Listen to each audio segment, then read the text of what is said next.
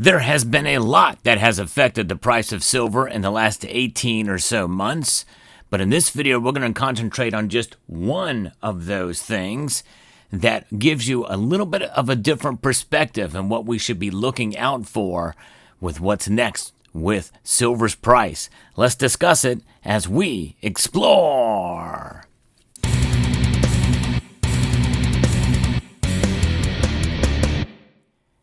Now, I've given you some hints along the way on this channel as to what we should be looking out for with regards to silver. Now, we know there are certain events that can move the price in one direction or another dramatically. That's fear. That's emotion that drives. But there's a psychological aspect of silver's price that I always go back to that I think is probably the healthiest way to consider and with regards to where silver is going to go from here. And that is consolidation. That's right. And I just saw a post here over on the X platform by Honza Cerny, if I'm pronouncing that correctly, a recent silver precious metal content creator over there on X. And he has some pretty interesting posts here. And I think really this kind of sums up a lot of what I've been talking about, sprinkled in some of the videos that I've been producing in the last year. And this really kind of sums it up, focusing here on what's going on with the prices, especially as we are now trading within a range of $40 to $42 an ounce. And that's kind of the area that we see the price moving back and forth. We've reached $40. It's been nice to see it move back above that again. And I kind of doubt we're going to see it go below that anytime soon. There is a possibility. But I think that could maybe come in October, as I discussed in a prior video. But as for now, every single day that we see it trade within that range, we can celebrate, just as like we could when it traded between the range of $36 and $38. That's right. And those are $2 price ranges. And then the other two times that he talks about in a graphic there is the trading range between 28 and 32.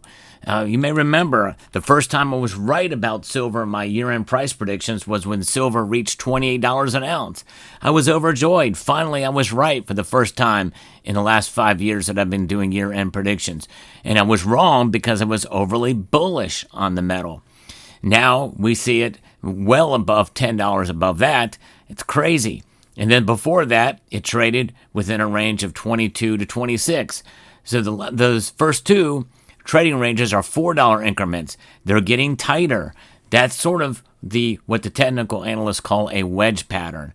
And these are tighter ranges. Now that's one of the things that he notes here. So the history of the past few years shows sort of a pattern. And he kind of simplifies it. And I love the way Honza talks about this and simplifies it for us.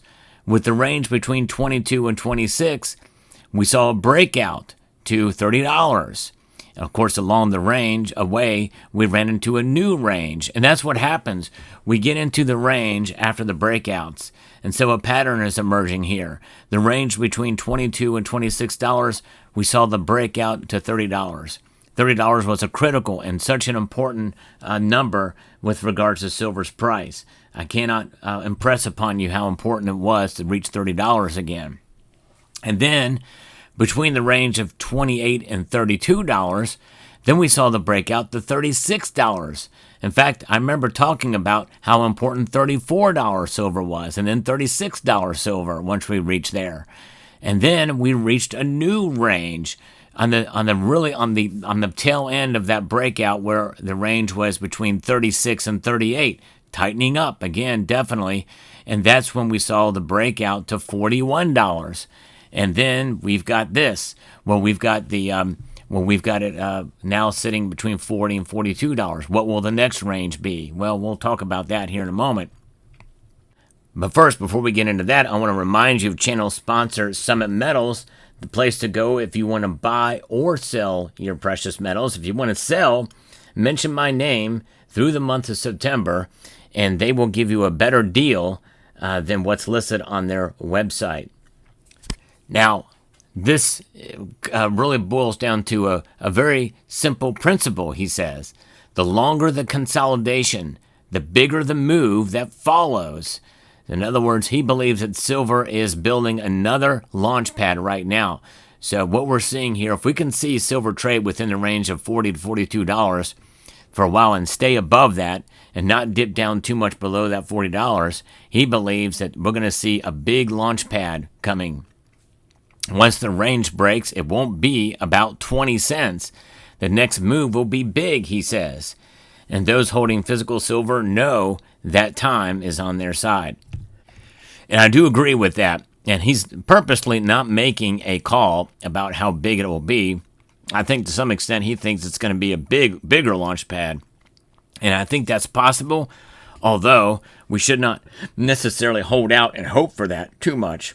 I think we just move to the next range. And it may be an even tighter range, maybe a dollar tight range.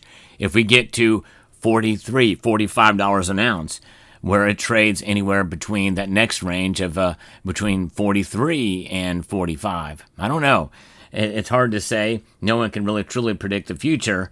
But nonetheless, the longer we consolidate and we have an area of support, the more likely we're going to see it move up from there and not move. And that's the important thing. We have to think in terms of what we should look at, and it's not necessarily about the upside potential. And yes, it's always there, hence the gold to silver ratio. Many people feel that is the biggest argument for silver's price rising, although there are a number of different factors that lead us to why we should not solely use that as an argument. I think Hans's argument here is much better, looking at price history and looking at consolidation, looking at support.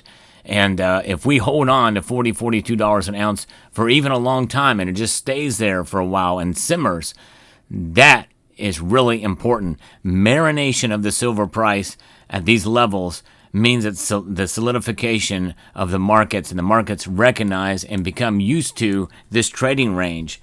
And that means that more likely it's going to probably consolidate and bump up again. And honestly, it'd be better if it just bumped up a little bit and not a whole lot, and inch its way up to the price levels and start to become and stable again in this range. And that's good. That actually means that there is more people that will probably go long on silver and then short it with it going down, because they see that silver is a trustworthy metal in terms of its price performance amidst the markets that we find ourselves in.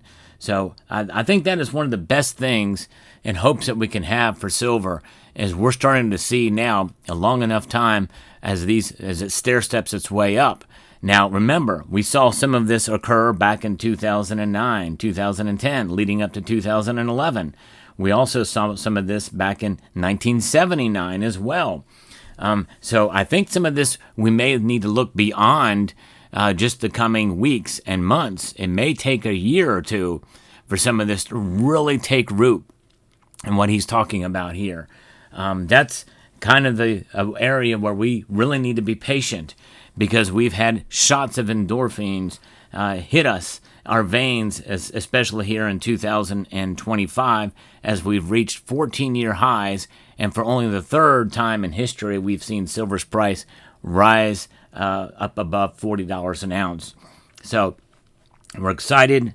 We can be impatient in these times, but this is the time when we need to be patient, and we really need to see silver just kind of hover around for a while in this area and move up. But, it is certainly that can be all thrown out of the water because of the many different factors that have already led to silver's price increasing this far that can have an impact and move the price upwards dramatically. I do not rule anything out at this point, within reason, obviously, with regards to silver's price performance. But one thing that I do rule out, and that is silver's crash down to where it was before this big increase. I think we've got enough support now that there's a part of me that feels very strongly that we're not going to see it fall below 30. I really do feel that. I would be shocked and surprised if we saw it crash below $30 an ounce now. Is it possible? Yes, it is. But the longer we have this support, as these posts say from Hansa, the better off we're going to be. So there you have it. Let me know what your thoughts are about this thought exercise about silver's price.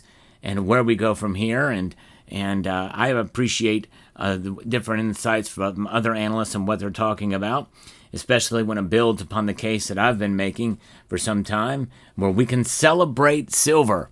And that's really the bottom line. I think that's what Hans is saying. And you've heard me say that many times, celebration of silver at certain levels. It's making itself, it's validating us as stackers holding it amidst what we feel has been happening for so long, with the price being knocked down for so long when other commodities have just shot up to the moon. So let me know what your thoughts are in the comment section down below. Hope you found this video informative, insightful, and educational. Would like to extend a multitude of gratitude to each and every one of you for taking the time to watch, and encourage you to please rate, share, comment, and subscribe.